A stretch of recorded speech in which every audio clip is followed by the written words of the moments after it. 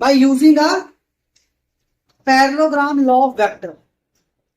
Vector के अंदर हम पढ़ चुके हैं कि पैरेललोग्राम लॉ वेक्टर क्या कहता है कि अगर एक पैरेललोग्राम की दो एडजेसेंट साइड्स दो वेक्टर को रिप्रेजेंट करती हैं तो उस पैरेललोग्राम का जो डायगोनल है वो दोनों वेक्टर्स के रिजल्टेंट को इंडिकेट करता है, राइट। अब इसी लॉ को यूज करते हुए हमें एक वेट दिया है जिसकी वैल्यू पता नहीं है हमें, तो उसे मैं अननोन वेट का है, मैं उस अननोन वेट की मैं वैल्यू फाइंड करूँ। ठीक है, कैसे फाइंड करेंगे? उसके लिए जो हम सेटअप लगाया हमने, हम यूज करेंगे ये स्टैंड, ये ब्लॉक है बेटा, वुडन ब्लॉक है जिसके ऊपर ये दो पुली लगी हैं, ये इसका स्टैंड, इसे कहते हैं ग्रेव स्टैंड।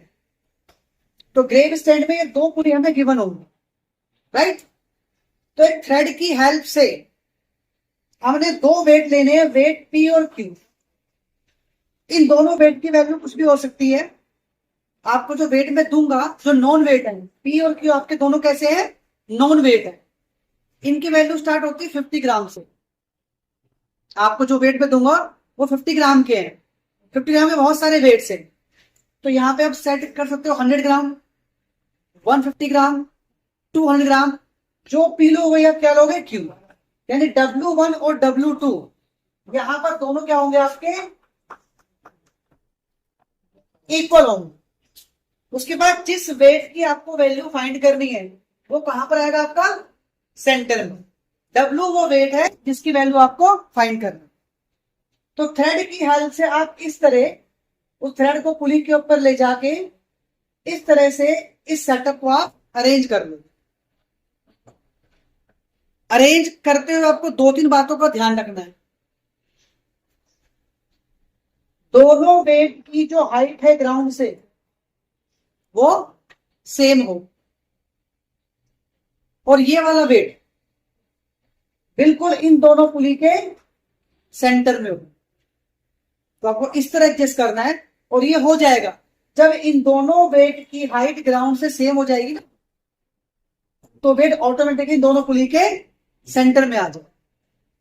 तो या तो ग्राउंड से हाइट ले लो या फिर इस ब्लॉक से दोनों की डेप्थ सेम ले लो, एक ही बात है।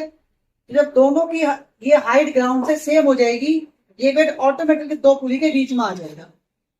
तो जो ये थ्रेड है ये वाई शेप बनेगी थ्रेड की, दिख रहा है ना? एक थ्रेड ये वाला है, एक ये और एक ये वाला है। कैसे बन रहा है? ये वाई बन। जब तक इस टाइप का अरेंजमेंट हो जाए तो आपने क्या करना है? तो आपने पी और क्यू कितने लिए? पी सपोज आपने लिया 150 ग्राम, तो क्यू भी कितना हो गया? 150 ग्राम, राइट। जब ये सेटअप आपका बन गया आप क्या करोगे? इसके तीनों थ्रेड जिनमें से वाई बन रहा है उसके पीछे इस वुडन ब्लॉक में आप एक A4 शीट लगा दोगे। ABCD क्या है? A4 शीट है। और ये शीट आप ऐसे लगाओगे जो थ्रेड का वाई है ये शीट के ऊपर आना चाहिए। थोड़ा नीचे लगाओ, ऊपर लगाओ, देखोगे कि आना चाहिए। क्लियर है? तो इस शीट को लगा दोगे। अब क्या करोगे? ये आपका वो A4 शीट हो गया।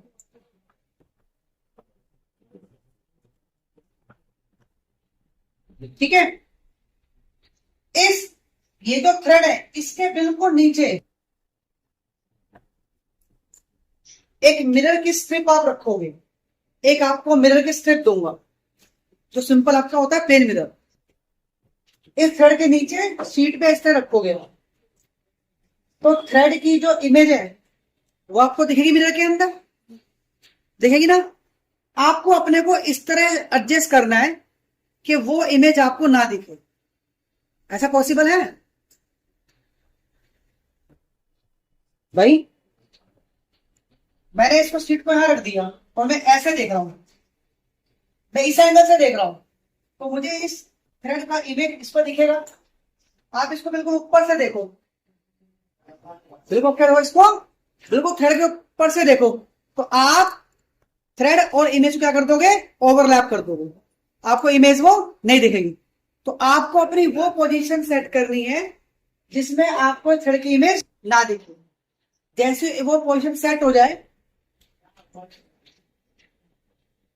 स्ट्रिप के दोनों साइड आप 2 पॉइंट लगा दो। स्ट्रिप के दोनों साइड 2 पॉइंट लगा रहे, ठीक है ना। यहां से स्ट्रिप को हटाएंगे, सेम अप करोगे यहां पर इस वाले थ्रेड पर।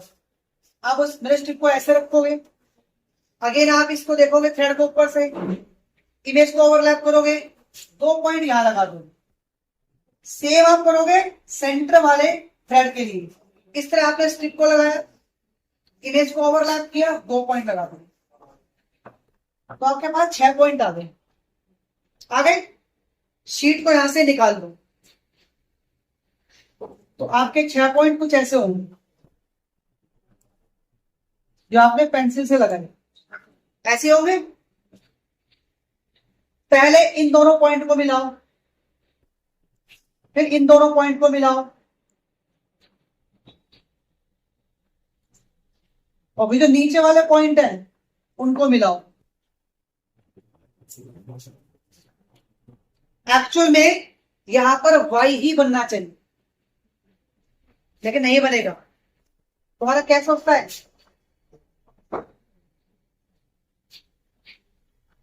ऐसे हो सकता है। मेरे लोग ये तीनों मेरे एक कॉमन पॉइंट पे कॉन्सेंट्रेट कर रहे हैं ना, लेकिन ऐसा नहीं भी हो सकता। हल्का फुल्का एरर आएगा, कोई दिक्कत नहीं, ठीक है। लेकिन कोशिश करो कि हम इसको ऐसे बनाए, तो आपका एरर आएगा, आता है दोबारा वो, ठीक है। ऐसा जब हमारे पास बन जाए डायग्राम, उसके बाद अब सारी कैलकुलेशन है। आप एक स्केल लेट कर लोगे,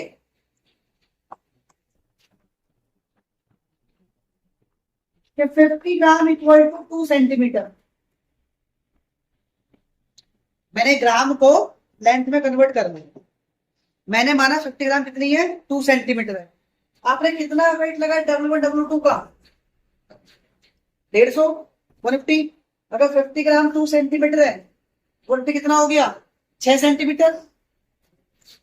यानी इधर वाला, इधर वाला, ये वाला वायर और ये वाला थ्रेड दोनों कितने पीएल जुड़े हैं, तो 150 ग्राम हो गया 6 सेंटीमीटर। आप इस पॉइंट से स्केल से 6 सेंटीमीटर यहां ले लेंगे और 6 सेंटीमीटर आप राइट कर देंगे। क्लियर है? जो आपने स्केल लेके उसके अकॉर्डिंगली वेट का कन्वर्ट करेंगे, दोनों तरफ 6 सेंटीमीटर आ गया। यहां बनेगा आपका रोम्बस। इन 2 पॉइंट से आगे 6 सेंटीमीटर के हाथ लगाओगे, एक यहां से लगाओगे, ये रोम्बस बना लो, बन गया। अब इसको आगे बढ़ाओ, तो ये एग्जैक्टली यहां पर मीट करना चाहिए, नहीं करेगा, एरर आया ना। देखो, एक तो इसको बढ़ाओगे और जो आपका रोम्बस बनना है उसका डायगोनल भी आप लोगे, तो दोनों में कोई ना कोई एरर आपका आएगा। आने दो, ज्यादा नहीं आएगा, 1 डिग्री का 2 डिग्री का आएगा, डजंट मैटर, ठीक है। आपका रोम्बस बन गया बेटा। इस रोम्बस के डायगोनल की जो लेंथ है वो आप मेजर करोगे। उस टेबल में जो हमारे पास तीसरा पॉइंट होगा,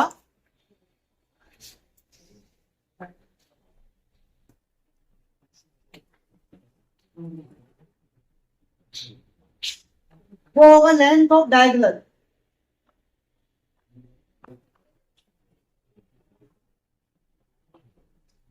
आप इस रोम्बस या पैरेललोग्राम की डायगोनल की लेंथ को मेजर करोगे। सपोज कितनी आ गई, 9 सेंटीमीटर। अब इस 9 सेंटीमीटर को आप वेट में कन्वर्ट करोगे,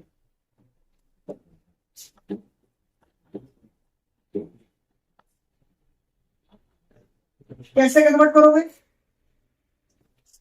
50 ग्राम कितना था, 2 सेंटीमीटर था। एक सेंटीमीटर में कितना हो गया, 25 ग्राम। तो 9 सेंटीमीटर में 25 इंटू 9 यानी 225 ग्राम। इसके अपोजिट कौन सा वेट था भाई? ये जो लेंथ इसके अपोजिट